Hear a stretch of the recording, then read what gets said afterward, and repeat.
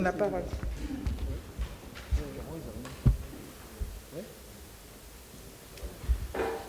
Bonjour à tous.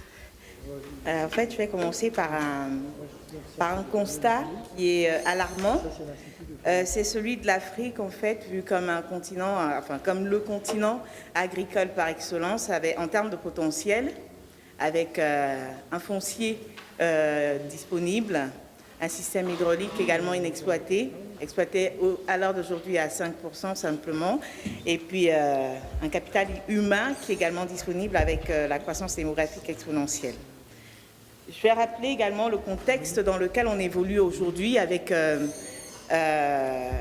justement des enjeux liés à une croissance démographique qui est non seulement exponentielle au niveau de l'Afrique, mais aussi au niveau mondial, et qui entraîne en fait un réel souci en termes de sécurité alimentaire pour les populations africaines. Et en termes du moins, en ce qui concerne la problématique du chômage, notamment le chômage des jeunes, l'agriculture peut être également vue comme une alternative en matière de solutions structurelles. On est également dans un contexte d'épuisement des ressources au niveau mondial, ce qui entraîne une baisse considérable de l'offre alimentaire disponible et ce qui fait de l'agriculture, en fait, l'agriculture africaine, une solution à long terme pour tous. Voilà, et on est en fait aussi face à une agriculture africaine qui aujourd'hui représente la voie royale pour le développement de l'Afrique en termes économiques, en termes de lutte contre du moins au niveau de la lutte contre la pauvreté et la misère et au niveau de divers enjeux. Alors je vais introduire mon propos également par quelques citations qui peuvent nous éclairer sur la question. On a le philosophe grec qui a affirmé, et c'est d'autant plus vrai aujourd'hui, que l'agriculture, c'est réellement la mère de tous les arts. Donc, lorsqu'elle est bien menée, tous les autres arts prospèrent, et lorsqu'elle décline, tous les autres arts déclinent également sur terre comme sur mer. En tout cas, là, vous avez un certain nombre de citations qui peuvent vous rappeler l'importance de l'agriculture, en tout cas en termes aussi bien en termes d'opportunités de création de richesses d'une part, mais également en termes de moyens efficaces en ce qui concerne la lutte contre la misère et la pauvreté en Afrique et en ce qui concerne également un certain nombre d'enjeux sociaux, sociétaux, environnementaux et autres. Pour la petite, juste pour information, vous pourrez avoir cette présentation-là par mail à la fin de la séance en mettant votre adresse sur un formulaire qui vous sera transmis. Donc, Kandé Yunkela a également rappelé que l'agriculture, c'est la voie royale aujourd'hui pour l'Afrique en termes de développement. Moi, j'ai juste essayé d'insister en fait sur l'agriculture comme moyen de création de richesse d'une part, c'est ce qui nous a motivés parce qu'en fait, Afrique Grenier du Monde, c'est une initiative qui est portée par un collectif de cadres et d'entrepreneurs africains soucieux d'œuvrer en fait pour une agriculture africaine forte, efficace, respectueuse de l'environnement et répondant à divers enjeux, comme je le disais tout à l'heure, au niveau économique, en termes de création de richesse, mais également au niveau social, sociétal, environnemental. Alors, je vais rappeler le contexte actuel de l'agriculture africaine, mais avant, je vais quand même faire une petite précision. Je vais parler d'agriculture africaine, sachant que l'agriculture camerounaise aujourd'hui s'inscrit à peu près dans le même schéma. Voilà. Donc, on est quand même dans un contexte marqué par un désinvestissement global de ce secteur-là, un des investissements de nos États. Malheureusement, aujourd'hui, l'agriculture, bien qu'étant revenue au cœur des agendas de nos décideurs et même de la société civile, du secteur privé, a quand même été pendant plus de 30 années abandonnée par tous.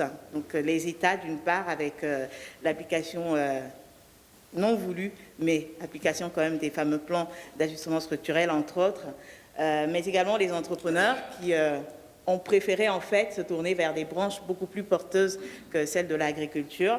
La communauté internationale aussi avec une aide, du moins avec l'aide allouée à l'agriculture qui a fortement chuté. Et enfin, les petits producteurs eux-mêmes qui n'arrivent pas à suivre les contraintes imposées par l'agro-business qui casse littéralement, qui impose en tout cas des coûts de production relativement bas par rapport à ce qu'on pourrait avoir au niveau de l'Afrique, mais également au niveau de la paysannerie européenne, il faut le dire, c'est le même combat. Donc face à ces facteurs-là, il faut agir. Il faut agir parce que, comme je le disais, on est quand même dans un contexte aujourd'hui qui ne nous laisse pas le choix. On est face à, comment dirais-je, une équation aujourd'hui qui est l'affaire de tous et qui fait de l'agriculture africaine un bien public mondial, comme l'a dit l'un des experts en la matière. Alors, urgence quant à la nécessité d'assurer la sécurité alimentaire de nos populations, urgence également quant à la nécessité de répondre à un certain nombre d'enjeux. Je parlais tout à l'heure de la problématique du chômage, mais ce n'est pas simplement pour les jeunes, c'est également pour la femme en général, pour la femme rurale. Urgence quant au bien-être même de nos populations, avec la nécessité d'assurer quand même un certain, comment dirais-je, un cadre agréable pour 75% de la population africaine qui vit en zone rurale. Urgence également en matière de développement même de nos États. Quand on sait qu'aujourd'hui, si je prends un pays comme le Cameroun, on a plus de 90% des denrées alimentaires consommées qui sont exportées. Et c'est un phénomène, c'est un facteur en fait qui déséquilibre considérablement notre balance commerciale et qui ne nous donne pas le choix en termes de développement, enfin qui ne nous laisse aucune alternative.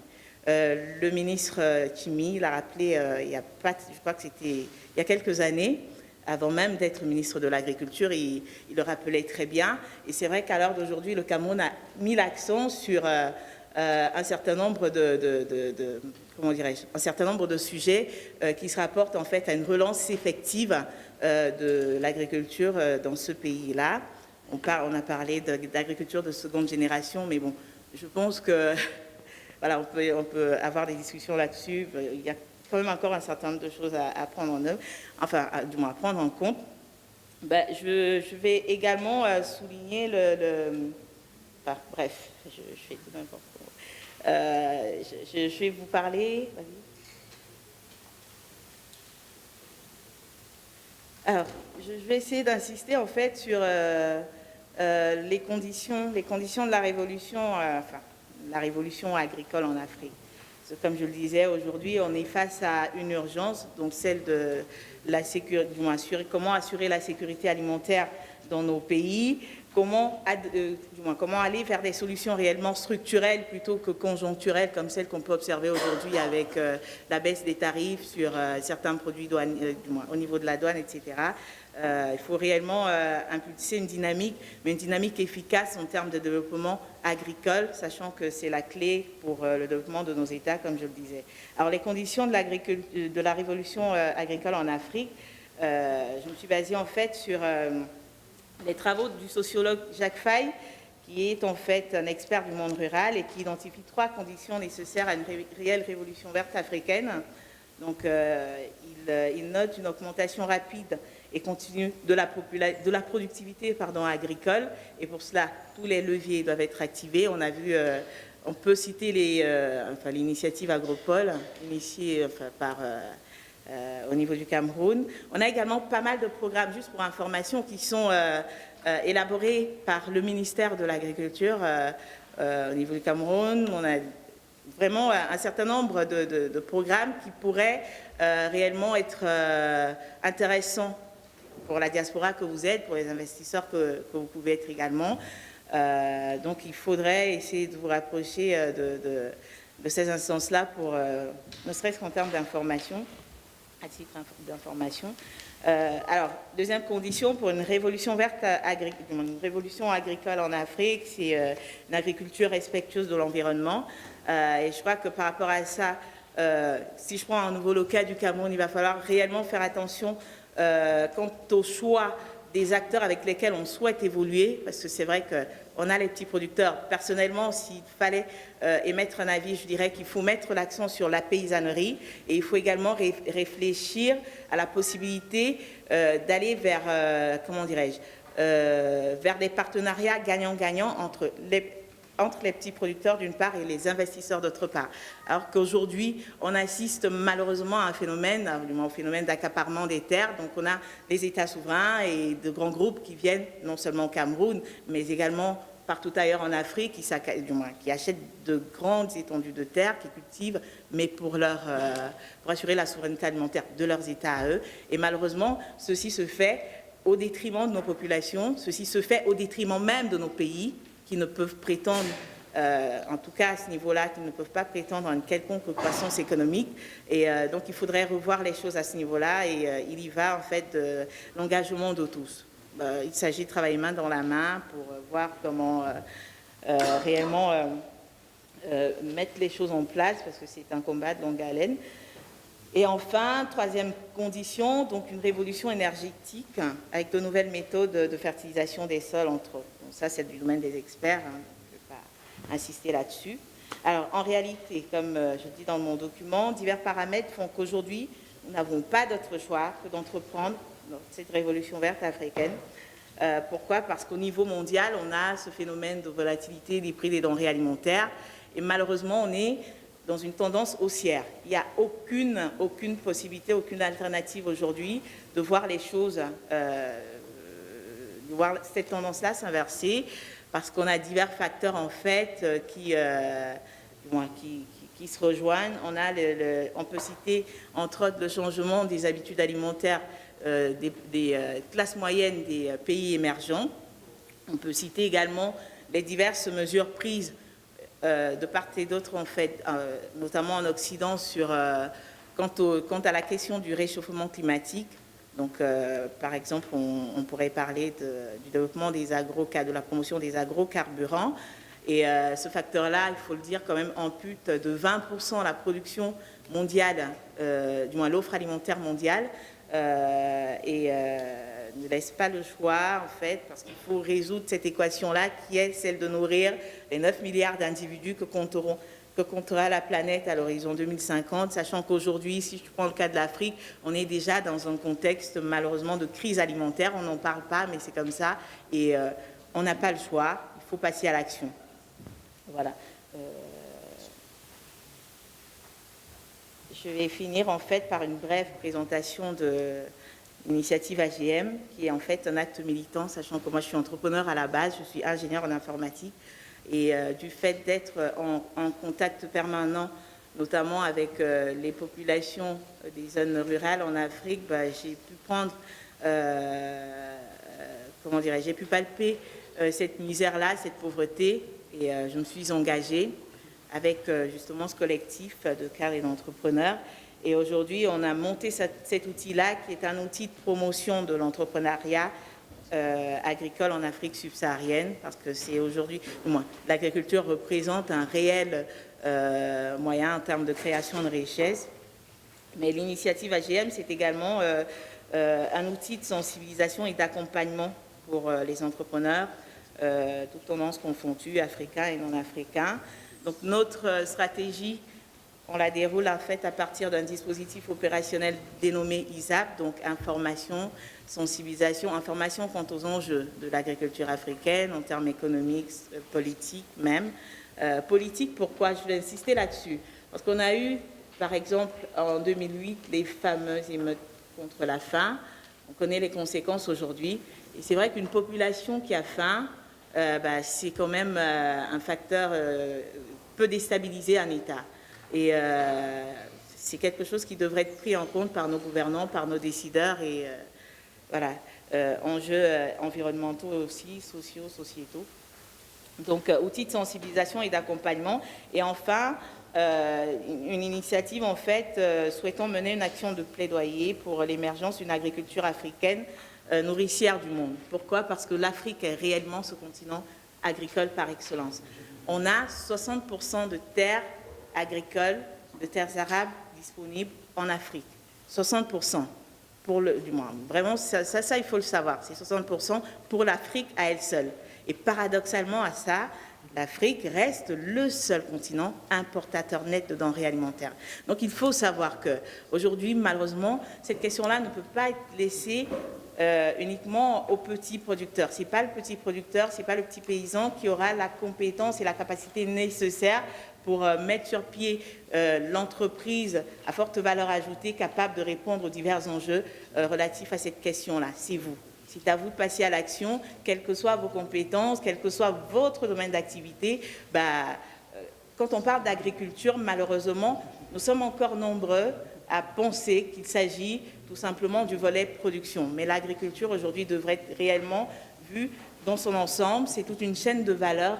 C'est la chaîne de valeur agricole sur laquelle vous pouvez trouver des activités effectivement rattachées à la production alimentaire, mais également rattachées à la logistique, à la transformation, je pourrais citer quoi d'autre, donc logistique, transformation, enfin vraiment même à l'information, parce que vous avez un certain nombre d'acteurs aujourd'hui qui souhaitent investir dans ce domaine-là, mais qui n'ont pas accès à l'information.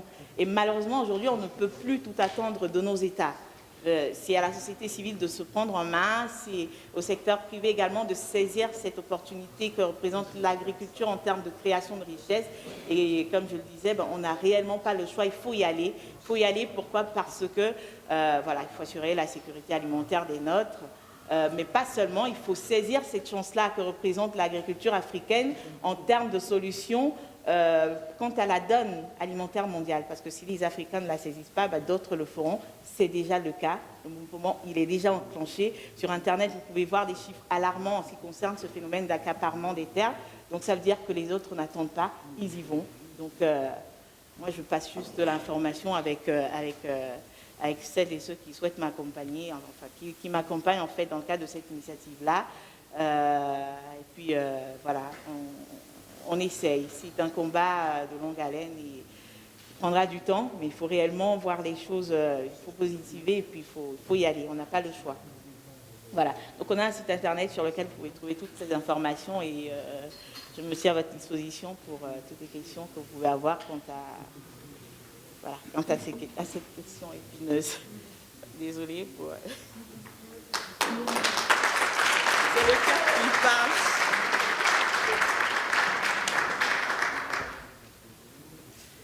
Donc, on va peut-être donner la possibilité à deux personnes de déjà te poser des questions si tu es d'accord. D'accord. Donc, est-ce que vous avez des questions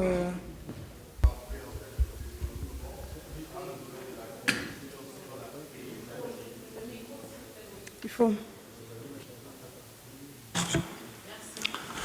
Vous avez dit tout à l'heure qu'il faut centrer le développement en agriculture sur la paysannerie. Et quand je regarde en fait la demande sur le marché déjà national, et il y a quelques jours, je lisais sur Internet, il y a des pénuries alimentaires au Cameroun. Pensez-vous réellement que les paysans, en les soutenant, ils pourront en fait satisfaire la demande? La question est épineuse, malheureusement, parce que le problème, en fait, devrait être vu dans sa globalité. C'est-à-dire qu'aujourd'hui, on a des paramètres qui, malheureusement, ne dépendent pas même pas de nos dirigeants, en ce qui concerne le problème de la souveraineté alimentaire de nos États. C'est-à-dire que malgré les efforts des uns et des autres, il faudrait voir les choses réellement au niveau global. On a aujourd'hui les accords de l'OMC, on a également les fameuses APE, qui, malgré tous les efforts qu'on peut déployer au niveau de la paysannerie, comme vous dites, mais également au niveau même du secteur privé quant à la question de la sécurité alimentaire de nos populations, on n'y arrive pas parce qu'on a l'agro-business qui arrive à avoir des coûts de production relativement bas et ce sont ces produits-là qu'on retrouve sur nos marchés. À plus de 90%, sont des produits qui viennent de l'extérieur. Et ça, c'est à cause des accords de l'OMC. Donc ça, malheureusement, mais maintenant, c'est vrai que nos dirigeants peuvent prendre des mesures protectionnistes. Vous avez la possibilité de le faire.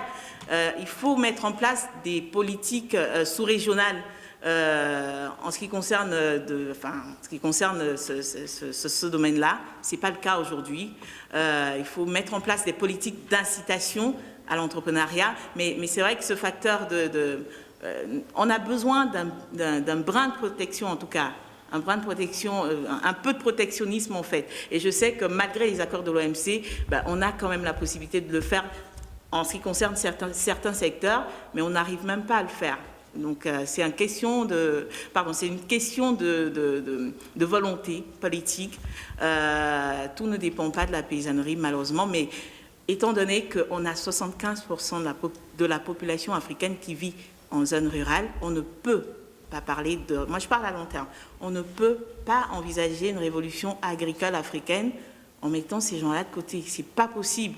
Maintenant, il faut tout simplement réfléchir à la possibilité de mutualiser les efforts entre nous, qui avons les compétences, d'une part, au niveau commercial, marketing, financier, etc., et ces gens-là qui ont quand même une certaine expertise. Voilà, il faut essayer. Oui, vas-y. Okay. Oui, vas-y. On sait que le potentiel agricole en Afrique est énorme, vous en parlez, mais le continent, notamment le Cameroun, souffre de beaucoup de limites structurelles qui sont en rapport avec la monnaie, qui sont en rapport avec l'économie, la cherté des intrants, puisque tout n'est pas fabriqué en Afrique. On connaît le combat de Monsanto pour s'installer au Kenya et dans les pays de la Corne de l'Afrique. Vous, comment est-ce que vous envisagez de gérer ces contraintes-là? Ma deuxième question, c'est par rapport à la responsabilité sociétale des entreprises, la RSE, qui devient le leitmotiv de plusieurs entreprises installées en Afrique. On sait que les entreprises minières qui sont au Cameroun aujourd'hui veulent se donner en partie bonne conscience. Et puis, je pense que finalement, ce sont, comment est-ce que je dirais ça? Les gouvernements s'arrangent pour que les populations bénéficient aussi en partie de l'installation de ces entreprises-là, puisque ces entreprises détruisent l'écosystème. On sait pour le pipeline Tchad-Cameroun, on sait pour les entreprises qui s'installent aujourd'hui pour gérer les grands projets structurants du Cameroun. Comment est-ce que vous comptez bénéficier de cette ligne? C'est quand même une ligne budgétaire qui est ouverte et qui peut vous servir sur le long terme. Merci. La question relative aux contraintes, c'est vrai qu'elle est épineuse, c'est vrai que c'est des lobbies très, très, très importants, mais on connaît le combat de David contre Goliath, donc on ne peut pas désespérer.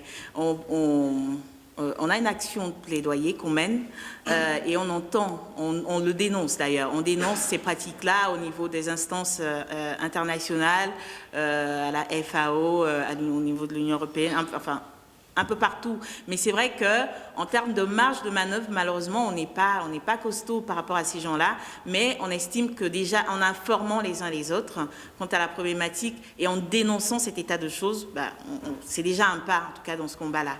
Donc ça, c'est en ce qui concerne votre première question. Quant à la deuxième question relative à la responsabilité sociétale et environnementale, toute notre stratégie opérationnelle est basée sur cette démarche-là.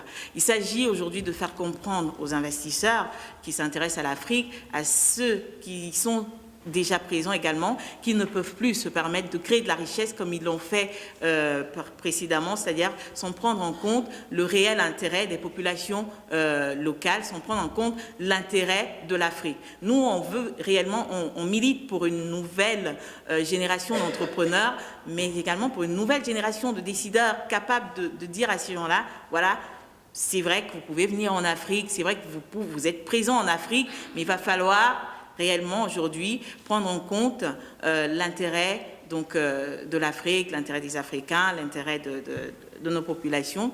Et voilà, donc il s'agit en fait de les impliquer dans notre action, mais de manière, comment dirais-je, c'est un partenariat gagnant-gagnant qu'on essaie de bâtir avec ces investisseurs-là. Et en général, en tout cas, le discours est bien perçu, le discours passe bien.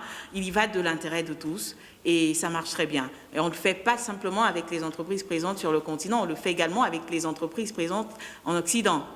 Présentes ou pas, en tout cas revendiquant une présence sur le continent ou pas, on le fait parce qu'il y a un autre facteur qu'il faut souligner.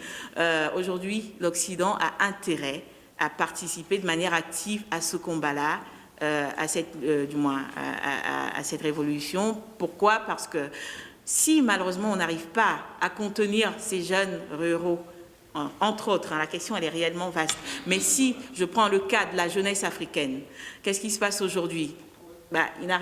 Oui, oui, je finis. Alors, si on n'arrive pas à régler le problème du chômage des jeunes en Afrique, ben, qu'est-ce qui va se passer? Ben, ça va entraîner des flux migratoires, en fait, relativement importants, donc immigration clandestine, etc. Donc, il faut réellement avoir des solutions structurelles.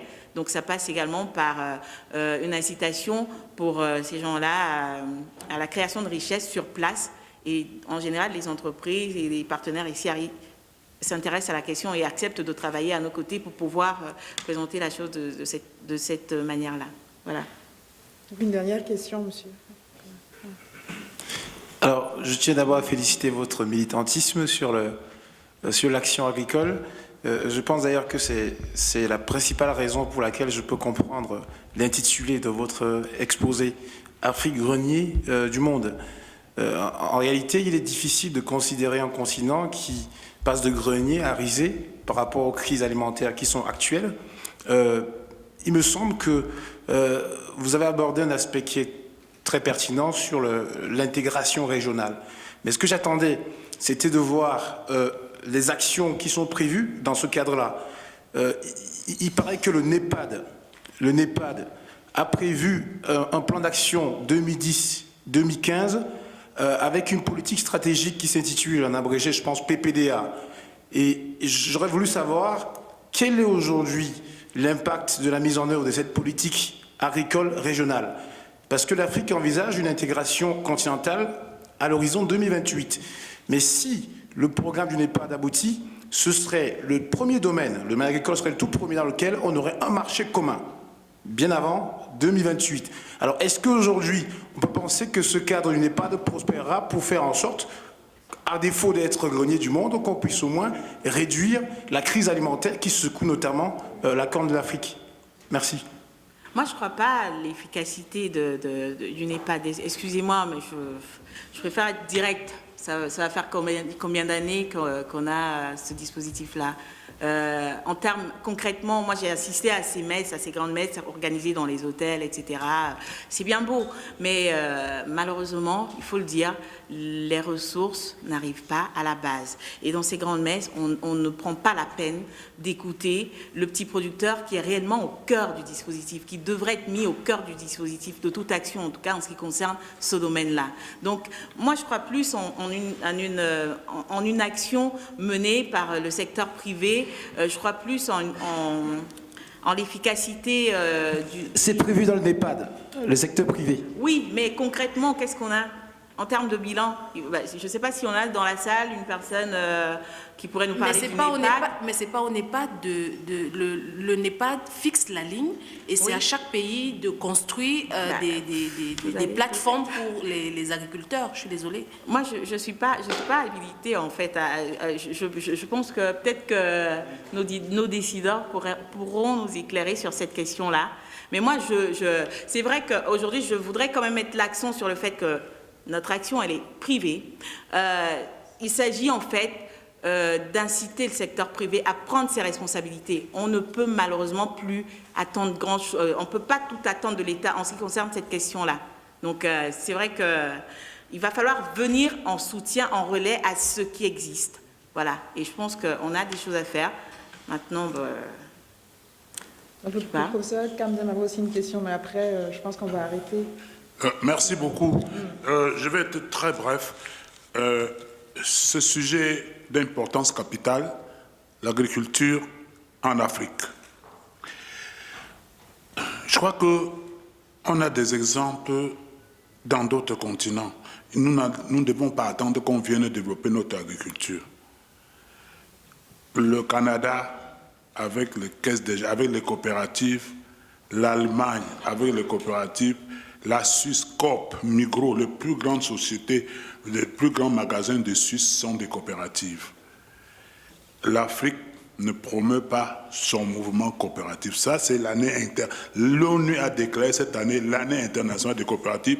Et je suis surpris que vous ayez, tout en ce que vous avez fait, que vous parlez de l'agriculture en n'utilisant même pas un seul mot de l'organisation de ces petits paysans dont vous parlez, qui pouvaient se mettre en coopérative pour d'abord défendre leurs intérêts et ensuite réunir les petits moyens qui finalement deviendront des grands moyens.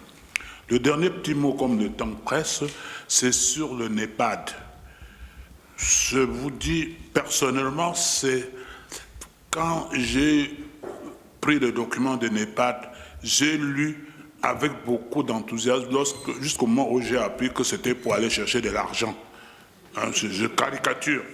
Et c'est là où je me suis arrêté et je n'ai plus continué la lecture parce que je pensais qu'il s'agissait d'une façon pour l'Afrique de se prendre en main, parce que nous ne faisons pas d'illusions.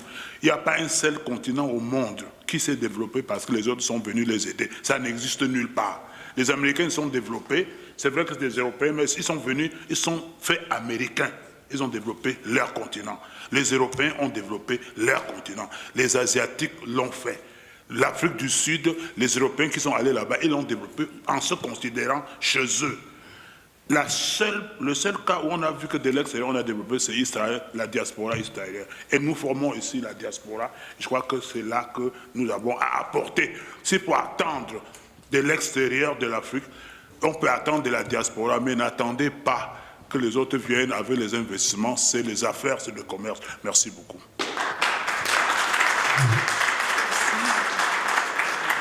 C'est pour ça justement qu'on essaie de militer et passer à l'action avec l'initiative AGM d'une part, mais pour revenir à la question des coopératives, c'est vrai qu'en 10 minutes, en quelques minutes, on ne peut pas tout aborder. Il faut savoir quand même que notre action terrain est basée sur une étroite collaboration avec les coopératives.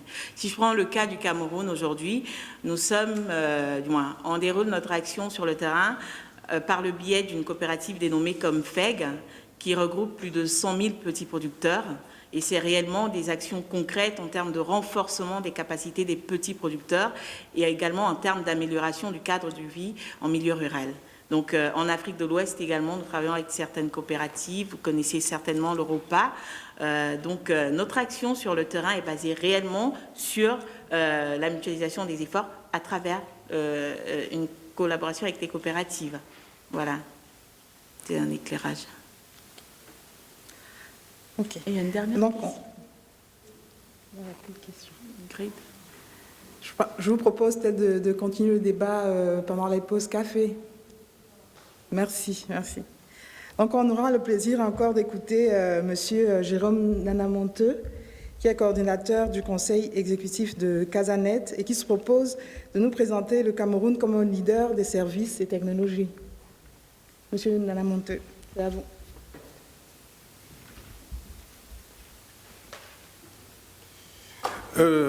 Rebonjour, chers participants. J'espère que je saurai être à la hauteur de cette tâche parce que ce n'est pas toujours aisé de prendre la parole après une intervention si brillante, surtout du genre féminin. Et bon, je vais faire le maximum d'efforts. Voilà.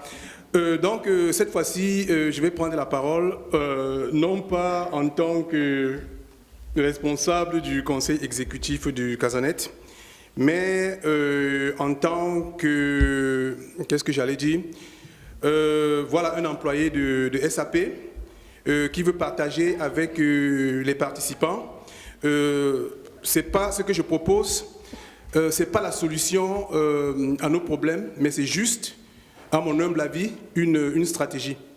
Bon, en ce qui concerne ma modeste personne, hormis ma casquette de membre de Casanet, donc en fait je suis ingénieur automaticien à la base et actuellement je travaille comme chef d'équipe et je travaille depuis 13 ans chez SAP à Waldorf. Pour ceux qui connaissent un peu SAP, c'est le SAP en fait pour le commun des mortels en fait.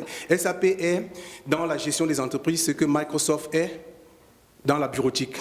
Donc pour caricaturer à peu près ce que c'est que SAP. Donc c'est le leader mondial des logiciels de gestion. Et donc voilà. Voilà, merci.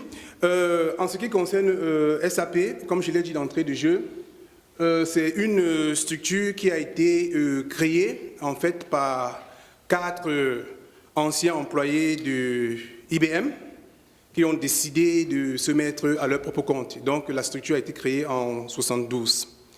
Et progressivement, elle connaît son essor. Et au jour d'aujourd'hui, avec le rachat de plusieurs d'autres entreprises qui font dans le domaine des technologies d'information et de communication. Donc, dans le monde, SAP emploie à nos jours sensiblement 60 000 employés. Et l'un des challenges de SAP jusqu'à la fin de l'an 2015, c'est d'avoir 1 milliard d'utilisateurs. Et SAP est beaucoup plus connu pour des grandes structures, des structures qui ont en moyenne 1000 jusqu'à N employés. Et donc, au fil du temps, ce secteur de marché a été presque couvert. Donc, SAP essaye maintenant, dans la mesure du possible, de se lancer, n'est-ce pas, dans des structures, dans ce qu'on appelle généralement dans le jargon camerounais des petites et moyennes entreprises. Et ce qui est intéressant dans ce secteur, c'est que quand on essaye de comparer le continent africain dans sa globalité avec d'autres continents, on constate qu'il y a un boom formidable dans le domaine des téléphones portables. Et donc voilà un nouveau marché qui est plein d'avenir. Quand on essaye par exemple de voir ce que l'on fait aujourd'hui, par exemple dans le domaine des transferts, de transfert des fonds, le mobile joue également un rôle prépondérant. Je vais prendre également un exemple banal en Afrique du Sud. Ce que SAP a eu à réaliser dans ses laboratoires en Afrique du Sud, dans les zones rurales. Par exemple, on avait constaté que les femmes qui avaient des petits commerces avaient généralement de la peine à passer des commandes, c'est-à-dire à se rendre généralement chaque week-end dans des grandes villes pour faire leurs courses, donc faire des achats pour leurs petits échoppes. Alors, une application vraiment banale. Qu'est-ce qu'on a fait? On a développé une plateforme avec même pas un smartphone, les portables de seconde génération. Donc, ce qu'elles font, elles se connectent et puis elles passent leurs commandes, elles payent et une fois par semaine, les grossistes se déplacent maintenant de la ville vers les villages pour des livraisons. Vous voyez donc en un temps record, non seulement elles n'ont plus de la peine, les risques de voyage, se lever à 4 h du matin, attendre le premier car, peut-être qu'il partira de Mbalmayo pour Ngwantet, c'est un exemple banal, vous prenez le cas du Cameroun. Donc avec une simple application vraiment banale, comment on a pu changer, n'est-ce pas, le mode de vie de toute une communauté. Bien. Maintenant, on peut avancer. En ce qui concerne maintenant SAP, c'est quoi la position maintenant de SAP au Cameroun ou bien en Afrique? Je vais raconter maintenant juste une petite anecdote. En 2000, quand des amis et moi, on lançait l'Association des ingénieurs et informaticiens camerounais d'Allemagne, on devait organiser notre premier symposium à Bonn. Voilà, vous savez, dans la vie, il faut toujours avoir quelqu'un qui vous fascine, quelqu'un qui pour vous est un modèle dans votre domaine de compétences. Alors le pari, c'était d'inviter Jacques Bonjao, juste pour la simple raison qu'en parcourant le net, pour nous, c'était ce génie camerounais qui travaillait à Microsoft et qui n'était pas n'importe qui à Microsoft. Donc le challenge en tant que président de cette association que moi je m'étais fait, c'était d'avoir Jacques Bonjao pour illuminer, pour éclairer les jeunes, surtout qu'à cette époque, c'était le boom des TIC. Alors je me disais que bon voilà, quand on essaie de voir la diaspora indienne, quand on essaie de regarder d'autres diasporas, on constate que cette diaspora, par exemple la diaspora indienne, qui est très présente aux États-Unis, et plus particulièrement dans la Silicon Valley. Quelques années après, on a constaté que dans la région de Bangalore, on retrouvait à peu près la même typologie. Donc la même façon, n'est-ce pas, de travailler à la Silicon Valley. Donc on s'est donc dit que voilà, si on a donc cette possibilité d'avoir accès à ces technologies de pointe, pourquoi est-ce qu'il ne peut pas avoir un retour d'expérience au Cameroun? Donc on prend contact avec Jacques Bonjao, mais on a eu cette malchance qu'il avait cette semaine une conférence à Seattle. Nous on s'est dit que peut-être qu'il minimisait notre association. On a googlé et effectivement, il avait cette conférence. Donc dans le comité technique d'organisation, on s'est dit que mais voilà, il faudrait qu'on essaye de voir aussi comment on peut révolutionner les choses à notre niveau. Et à l'époque, j'étais consultant à la Deutsche Bank. Et je me suis dit, voilà, SAP qui fait la fierté de l'informatique européenne. Même comme pour beaucoup, on croit toujours que SAP, c'est une entreprise américaine. Donc j'ai postulé chez SAP et j'ai obtenu, donc, bref, on m'a recruté. Et donc maintenant, mon challenge à SAP, c'était, quelles que soient les difficultés qu'il y aura, donc, quels que soient les duc in altum, il va falloir qu'exactement que SAP se retrouve également au Cameroun. Pourquoi je dis ceci? C'est parce que hier, pendant les ateliers, j'ai eu à constater comment ma sœur, Carole, qui est assise à ma droite, avec de la peine, vu toutes les difficultés qu'elle est en train de rencontrer, pour établir une structure en bonne et due forme dans le domaine de la psychologie au Cameroun. Je lui ai dit, écoute, ce matin, je vais te raconter une histoire qui va certainement te motiver. Donc voilà, je prends mon bâton de pèlerin et je regarde, je constate que SAP, effectivement, en Afrique, est présent seulement en Afrique du Sud. Et c'est bon? Donc là, maintenant, vous essayez à peu près de voir ce qui se passe. SAP est créé en 1972. Et la première installation de SAP, c'est 10 ans plus tard, en Afrique du Sud. Alors, comment est-ce qu'on va faire pour qu'il y ait également un retour d'expérience? Parce que le plus important ici, c'est contrairement peut-être à ce que beaucoup vont penser, je ne suis pas en train de faire la publicité commerciale de SAP. Non, loin de là, même comme c'est mon employeur. Le problème, c'est que, au fil des jours, maintenant, on est en train de constater qu'il y a un phénomène de chômage très accentué en Afrique. Et maintenant, on constate que rien qu'avec son portable, que ce soit le téléphone portable, que ce soit son laptop, quand on a une bonne formation, on peut faire changer le monde. Donc, rien qu'avec son téléphone portable et son laptop, on peut faire changer le monde. Alors, je me suis dit, pourquoi ne pas essayer de sensibiliser les administrations camerounaises et beaucoup plus les responsables des institutions universitaires. Surtout que les spécialistes SAP, tout le monde ici, enfin pour la plupart, vous le savez, que le taux de chômage pour les experts de SAP tend rapidement vers 0. Et les experts de SAP sont recherchés partout. Or, maintenant, il se passe que chez nous, à SAP, on a un programme des alliances universitaires. Cela voudrait dire que SAP met à la disposition des institutions universitaires son logiciel dans le domaine de l'enseignement, aussi bien que dans le domaine de la recherche. Alors, j'invite l'ambassadeur du Cameroun en Allemagne pour faire du lobbying auprès de SAP à Waldorf. Acteur comme on le connaît, tout ce qui est positif. Donc, il accepte de venir à Waldorf. C'était juste pourquoi? Parce que le ministère allemand des Affaires étrangères SAP a pris contact avec le ministère allemand des Affaires étrangères. Parce que SAP, dans sa nouvelle vision, est en train de vouloir s'établir en Afrique. Bien, le ministère des Affaires étrangères leur a recommandé le Bénin, pour plusieurs raisons, sur lesquelles je ne voudrais pas venir. Donc, ayant eu vent, j'ai donc demandé à l'ambassadeur qu'il faut qu'on fasse une descente sur SAP à Waldorf pour faire du lobbyisme. Ça, c'est 9 ans après que j'ai intégré SAP, donc je n'ai pas cédé, j'ai continué. Donc l'ambassadeur est arrivé à Waldorf, on lui a présenté le portfolio de SAP, et j'ai également fait une présentation sur le programme des alliances universitaires.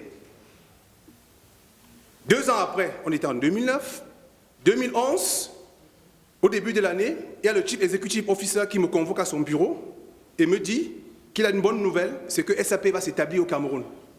Et en février, effectivement, SAP s'établit au Cameroun. Mais là, ce n'était pas mon problème. Mon problème, c'était l'enseignement des modules SAP dans les universités camerounaises. Mes déboires ont été grands, que ce soit au ministère de l'Enseignement supérieur, que ce soit dans d'autres universités d'État. Alors, j'ai dit, OK, bon, si les cadres cadrés veulent se comporter comme des cadres qui sont vraiment cadrés, je vais essayer de voir ce qui se passe dans le secteur privé. J'ai pris attache avec l'Université catholique d'Afrique centrale, par le biais du très controversé le père Ludovic Lado, qui m'a accueilli à bras ouverts et qui m'a confié au responsable chargé des enseignements d'informatique. Le message est passé, mais il y avait des difficultés au niveau du financement. J'ai également pris attache avec l'Université des montagnes, qui avait à cette époque des problèmes au niveau des infrastructures. Bien, avec l'Université catholique, quand on essaye de voir, c'est une université qui dispose d'un enseignement de haut niveau et qui est vraiment reconnu un peu partout. Donc maintenant, au niveau de SAP, j'ai fait un peu de lobbyisme. On a dit que, OK, dans le cadre du Corporate Social Responsibility, on va essayer de voir comment, pour un début, on va essayer d'épauler, notre structure va essayer d'épauler l'Université catholique d'Afrique centrale. Et donc c'est ainsi qu'au mois de septembre, il y a un Memorandum of Agreement qui a été signé. Et d'ici le début du mois de novembre, les modules SAP seront donc enseignés à l'Université catholique d'Afrique centrale. Et je suis sûr et certain, parce que ce module donne également la possibilité, comme l'a dit d'ailleurs hier M. Jacques Bonjao, à celui qui est basé à Bafan, d'avoir la même formation en ce qui concerne les modules SAP que celui qui est basé à Waldorf. Parce que les certifications seront identiques. Ce qui fait que Afrique First Land Bank au Cameroun, quand Afrique First Land Bank au Cameroun voudrait déployer les modules SAP, parce qu'à une banque de leur taille, ils ont besoin du module FI. Il y aura donc des experts sur place, parce que beaucoup de projets, par exemple, ne marchent pas dans beaucoup de pays africains, parce que les experts SAP qui sont en Europe refusent d'aller faire des missions en Afrique.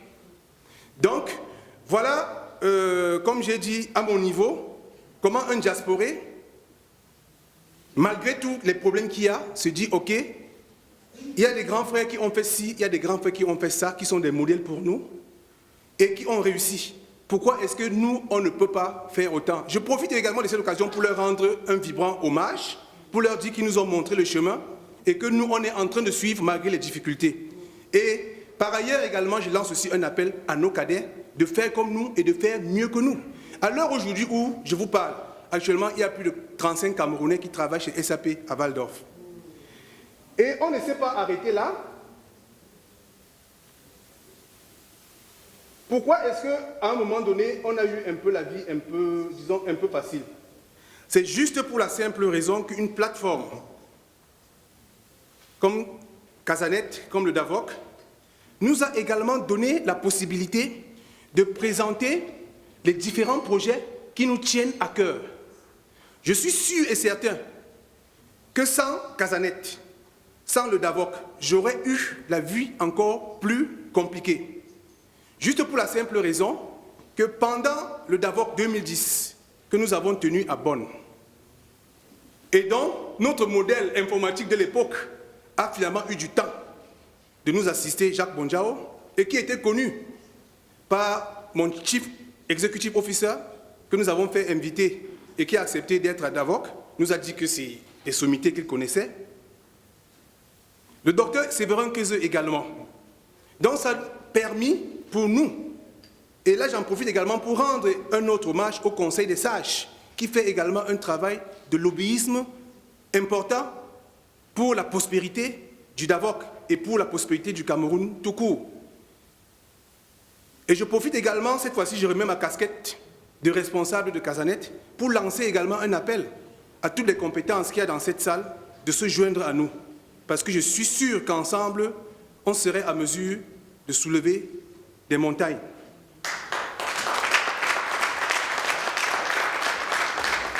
Donc, comme je l'ai dit, et là je vais essayer certainement de conclure, comme je l'ai dit d'entrée de jeu, c'est quoi le bénéfice